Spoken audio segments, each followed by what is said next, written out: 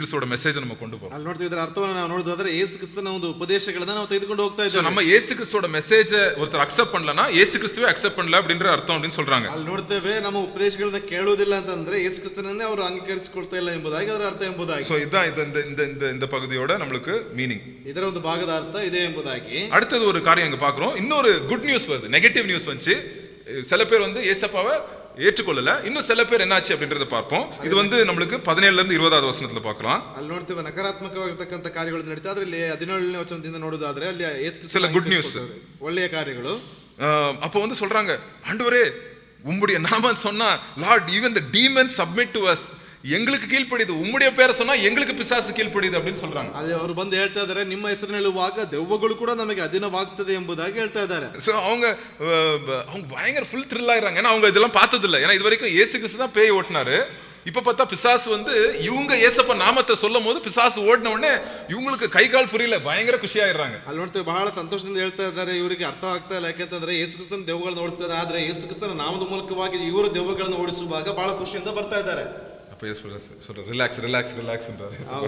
ಯೇಸು ಹೇಳ್ತಾ ಇದ್ದಾರೆ ನೀವು ಸ್ವಲ್ಪ ಸಮಾಧಾನದಲ್ಲಿ ಇರ್ರಿ ಎಂಬುದಾಗಿ. அப்ப என்ன யான்று சொல்ற 18வது வசனத்துல பிசாசு வந்து நான் பரலோகத்துல இருந்து I watch Satan fall from heaven like lightning அப்படின்னு சொல்றாரு. இது வந்து எப்ப பார்த்தாரு, அந்த டைம்ல பார்த்தாரா இல்ல ஆதியில ஏசப்பா பார்த்தாரா அது தெரியல. பட் ஏசப்பா வந்து பிசாசு விழுறத, தோத்து போய் விழுறத ஆண்டவர் பார்க்கறாரு. ಅಲ್ಲಿ ನೋಡ್ತೇವೆ ಯೇಸು ಕ್ರಿಸ್ತನು ಸೈತಾನಲ್ಲಿ ಬೀಳುವಂತದ್ದನ್ನ, ಸೋತು ಬೀಳುವಂತದ್ದನ್ನ ಅವರು ನೋಡ್ತಾ ಇದ್ದಾರೆ ಎಂಬುದಾಗಿ ಅಲ್ಲಿ ನೋಡ್ತಾ ಇದ್ದೇವೆ. அப்புறம் 19வது வசனத்துல சொல்றாரு, என்ன சொல்றாரு ஆண்டவர்? ಅಲ್ಲಿ 19ನೇ ವಚನದಲ್ಲಿ ಹೇಳ್ತಾ ಇದ್ದಾರೆ ಏನಂತ, சர்ப்பங்களையும் தேள்களையும் மிதிக்கவும் சகல வல்லமையையும் உங்களுக்கு அதிகாரம் கொடுக்கிறேன். சத்துரு மேல இருக்கிற எந்த இது வந்து நம்மள வந்து அணுகாது. அது போட்டிருக்குல்ல, சகல வல்லமையும் மேற்கொள்ளவும் உங்களுக்கு அதிகாரம் கொடுக்கிறேன், ஒன்றும் உங்களை சேதப்படுத்த மாட்டாது. ஒன்றும் உங்களை சேதப்படுத்தாது. ಯಾವುದು ನಿಮಗೆ ಕೇಡು ಮಾಡುವುದೇ ಇಲ್ಲ ಎಂಬುದಾಗಿ. எந்த கஷ்டம் ஊழியத்துல நம்ம போகும்போது ஐயோ ரோட்ல என்ன நடக்குமோ, அங்க என்ன ஆகுமோ, இங்க என்ன ஆகுமோ, எதுவும் நம்மள சேதப்படுத்தாதுன்னு ஆண்டவருடைய வசனம் சொல்லுது. ಸೇವೆಗೆ ಹೋಗುವಂತ ಸಮಯದಲ್ಲಿ ರಸ್ತೆಯಲ್ಲಿ ಅದು ಆಗ್ತದೆ ಇದು ಆಗ್ತದೆ ಎಂಬುದಾಗಿ ಯಾವುದೇ ಕೇಡುಗಳು ನಮಗೆ ಸಂಭವಿಸುವಂತ ರೀತಿಯಲ್ಲಿ ನಡೆಯಲ್ಪಡ್ತದೆ. எது உங்களை வந்து உங்களுக்கு அதிகாரம் கொடுத்திருக்கேன், எது உங்களுக்கு பயப்பட வேண்டாம் நீங்க அப்படின்னு ஆண்டவர் சொல்றாரு. ಎಲ್ಲ ಅಧಿಕಾರಗಳನ್ನು ಕೊಡಲ್ಪಟ್ಟಿದ್ದಾನೆ, ಯಾವುದಕ್ಕೂ ನೀವು ಭಯಪಡುವಂತದ್ದು ಬೇಕಾಗಿಲ್ಲ ಎಂಬುದಾಗಿ ಹೇಳ್ತಾ ಇದ್ದಾರೆ ಯೇಸು ಕ್ರಿಸ್ತನು. அதிகாரம்னா என்னது?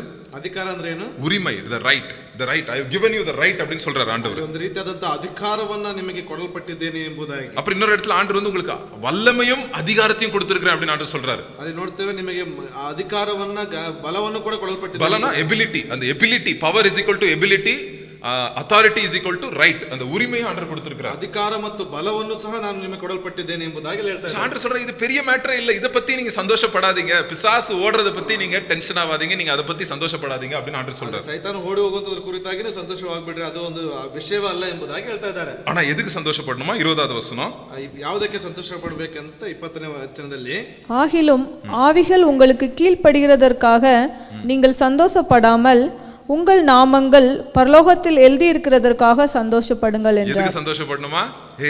உங்களுடைய பேர் வந்து பரலோகத்தில் எழுதியிருக்காங்க, உங்களுடைய பேர் பரலோகத்தில் எழுதியிருக்காங்க, அதுக்காக நம்ம சந்தோஷப்படணும். ನಿಮ್ಮ ಹೆಸರು ಪರಲೋಕದಲ್ಲಿ ಬರೆದಿರುತ್ತದೆ, ಅದಕ್ಕಾಗಿ ನೀವು ಸಂತೋಷ ಪಡಿರಿ ಎಂಬುದಾಗಿ. சோ நம்ம வந்துட்டு ஊழியத்துல சக்சஸ் ஆயிடுச்சு, ஃபெயிலியர் ஆயிடுச்சு, அதை பத்தி நம்ம யோசிக்க வேண்டாமா?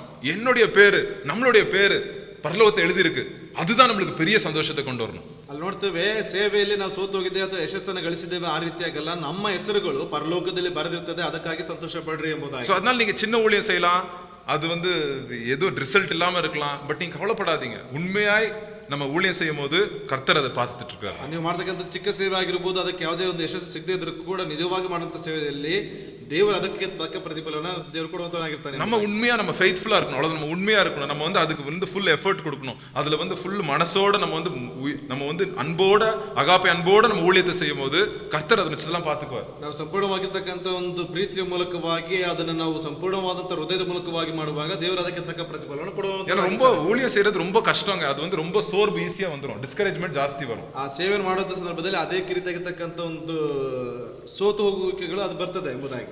ಬೇಸರ ಆಗೋದು ತುಂಬಾ ಈಸಿ, ಬೇಸರ ಆಗುವಂತದ್ದು ಅಧಿಕವಾಗಿರ್ತದೆ. அது வரும்போது நம்ம வந்து நம்ம ஆவினால் நிரப்பப்படலனா, அன்பினால நிரப்பப்படலனா, நம்ம ஊழியமே நிறுத்திடுவோம், நம்ம ஊழியம் செய்யறதே ஸ்டாப் பண்ணிடுவோம். ಪ್ರೀತಿಯ ಮೂಲಕವಾಗಿ ನಾವು ತುಂಬದೇ ಇದ್ರೆ ನಾವು ಸೇವೆಯನ್ನು ನಿಲ್ಲಿಸ್ಬಿಡ್ತೇವೆ. யார் மேல கோவப்படுறோம் தெரியுமா? ஆட்டு மேல கோவப்படுறோம், ஆட்டுக்குட்டி மேல கோவப்படுறோம்.